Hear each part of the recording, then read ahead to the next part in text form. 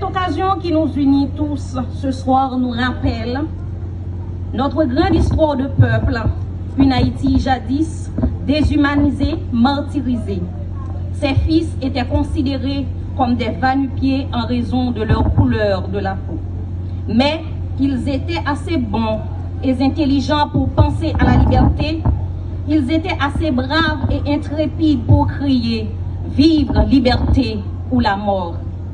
Cette attitude montre qu'ils savaient pertinemment que la liberté n'est pas dépendante de la couleur de leur peau, mais provient d'un Dieu qui donne la liberté et qui lui-même n'a pas de couleur.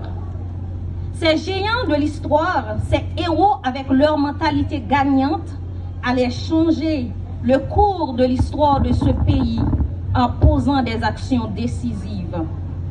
À cet effet, nous évoquons la mémoire de Stanley Belair, de Claire Heureuse, sans oublier Catherine Flon, de qui est notre bicolore, celle qui a cousu notre drapeau chéri.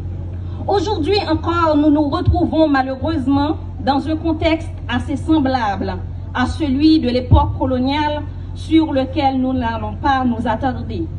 Mais nous voyons cette même ardeur, cette même flamme qui animait nos ancêtres nous embraser et nous pousser à nous lever en pleine crise économique et sociale, en pleine dégénérescence sociale pour étudier, pour nous instruire grâce au soutien de ce staff dynamique de ces profos Jules qui s'obstinent à former des fils pour Haïti, des fils capables de vêtir avec élégance une Haïti dont la nudité saute aux yeux de tous à la dignité de son passé qui nous crie tous.